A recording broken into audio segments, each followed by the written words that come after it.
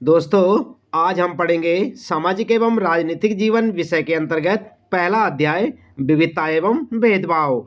आप देख रहे हैं यहाँ पर, यह है आपका पहला पाठ विविधता एवं भेदभाव। हम आपको बताएंगे इस पाठ से संबंधित प्रश्नों के उत्तर अभ्यास प्रश्न उत्तर में। तो चलिए शुरू करते हैं। आप लगातार देखते रहें वीडियो और जुड़े रहें हमारे साथ। सबसे पहला प्रश्न है यहाँ पर आपके लिए, निम्नलिखित कथनों का मेल कराइए। रूढ़िबद्ध धारणाओं को कैसे चुनौती दी जा रही है, इस पर चर्चा कीजिए। तो यहाँ पर आप देख सकते हैं, ये कथन दिए गए हैं यहाँ पर। पहला कथन है क, दो डॉक्टर खाना खाने बैठे थे और उनमें से एक ने मोबाइल पर फोन करके, और इधर लिखा है नंबर 1 दमा का पुराना मरीज है।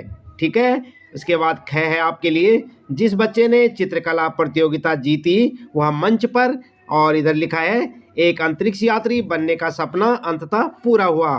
अगला है ग, संसार के सबसे तेज धावकों में से एक, और यहाँ पर है नंबर 3 अपनी बेटी से बात की जो उसी समय स्कूल से लौटी थी। अगला है घ, वह बहुत अमीर नहीं थी लेकिन उसका, और इधर लिखा है नंबर 4 पर आप देख सकते हैं, पुरस्कार लेने के लिए एक पहियों वाली कुर्सी पर गया। ठीक है। तो इन सब का आपको मेल करना है, यानी सुमेल करना है। किस प्रकार से मिलाएंगे, आइए देख लेते हैं। यहाँ पर आप मिलाएंगे, क के साथ मिलाएंगे नंबर तीसरा, ख के साथ मिलाएंगे चौथे वाला, और ग के साथ मिलाएंगे पहले वाला, और घ के साथ दूसरे वाला। ठीक है। और यहाँ पर ये सुमेल हो जाएंगे। इसके बाद अगला यहाँ पर दूसरा प्रश्न आपके लिए, लड़कियाँ माँ बाप के लिए बोझ हैं। यह रूढ़िवादी धारणा एक लड़की के जीवन को किस तरह प्रभावित करती है, उसके अलग अलग 5 प्रभावों का उल्लेख कीजिए। तो यहाँ पर आपने ये सब बताना है। किस प्रकार से लिखेंगे, आपने पाठ में पढ़ा होगा।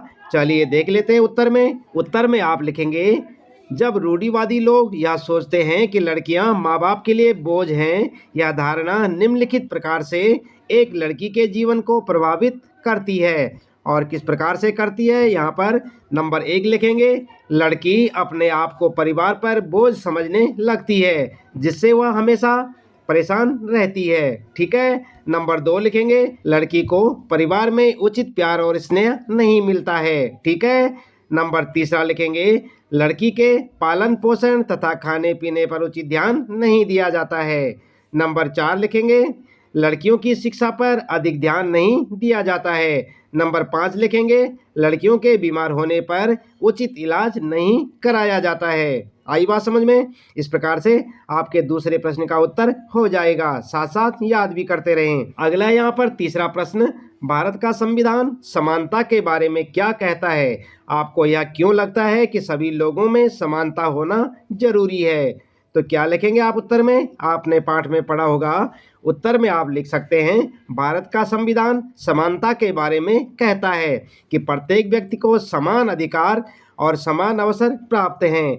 लोग अपनी पसंद का काम चुनने के लिए स्वतंत्र हैं। सरकारी नौकरियों में सभी लोगों के लिए समान अवसर उपलब्ध हैं। लोगों को अपने धर्म का पालन करने, अपनी भाषा बोलने, अपने त्योहार मनाने और अभिव्यक्ति की पूर्ण स्वतंत्रता है। सरकार सभी धर्मों को बराबर महत्व तथा सम्मान प्रदान करेगी। ठीक है।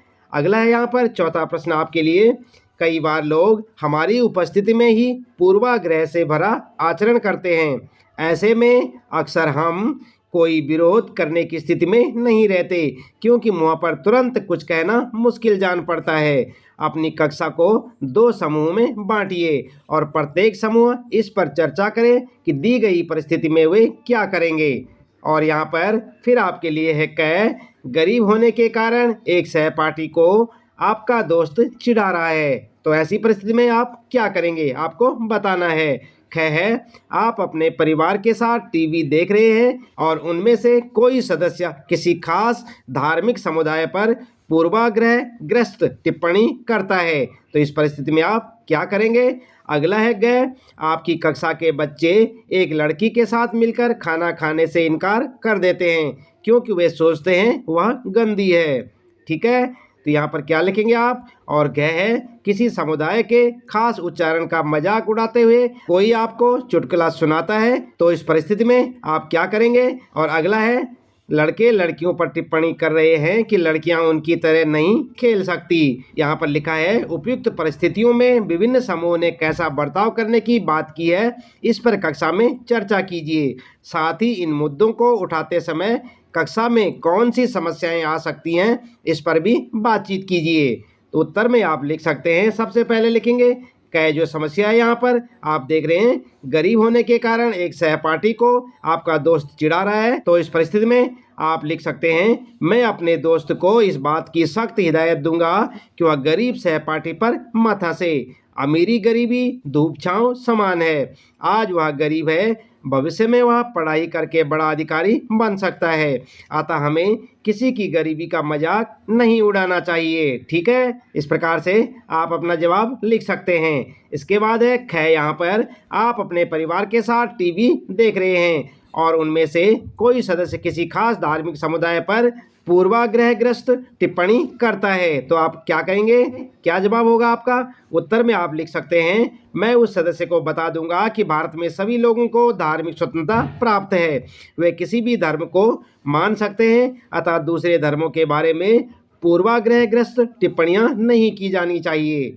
ठीक है, अगला है फिर आपके लिए ग, आपकी कक्षा के बच्चे एक लड़की के साथ मिलकर खाना खाने से इनकार कर देते हैं क्योंकि वे सोचते हैं कि वह गंदी है।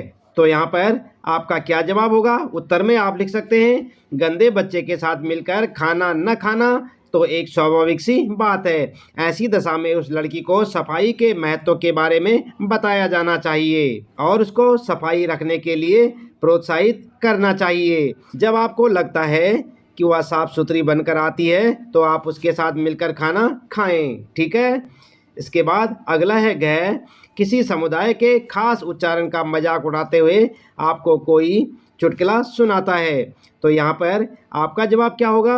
उत्तर में आप लिख सकते हैं, हम उसकी बात को सुनना बंद कर दें और उसे समझाएं कि किसी दूसरे धर्म की भावनाओं को ठेस पहुंचाना अच्छी बात नहीं है। ठीक है, इस प्रकार से आप अपना जवाब लिख सकते हैं। तो आप ध्यान दें, उपरोक्त सभी स्थितियों में पूर्वाग्रह है जो समानता के व्यवहार के विरुद्ध है। आई बात समझ में। चाहे तो आप इस प्रकार से अपना उत्तर लिख सकते हैं और चाहे अपने हिसाब से। ध्यान दें, आप यहाँ पर अपने अध्यापक की सहायता से कक्षा को 2 समूह में बांट सकते हैं और इन पूर्वाग्रहों पर अपनी अपनी प्रतिक्रिया दे सकते हैं। उन प्रतिक्रियाओं के आधार पर आप अपना उत्तर लिख सकते हैं। तो इस प्रश्न के उत्तर के साथ ही इस पाठ से संबंधित प्रश्नों के उत्तर यहाँ पर समाप्त होते हैं। उम्मीद है कि आपको अच्छे से समझ आए होंगे। हर रोज इसी प्रकार सामाजिक अध्ययन के अंतर्गत सभी विषयों के सभी पाठों के प्रश्न उत्तर जानने के लिए आप लगातार देखते रहें वीडियो, जुड़े रहें हमारे साथ। और यदि आप चैनल में पहली बार आए हैं तो चैनल को सब्सक्राइब अवश्य कर दें, बेल आइकन भी दबा दें ताकि आपको आने वाली प्रत्येक पाठ की वीडियो की नोटिफिकेशन मिलती रहे। मिलते हैं अगली वीडियो में नए पाठ के कुछ नए प्रश्न उत्तरों के साथ।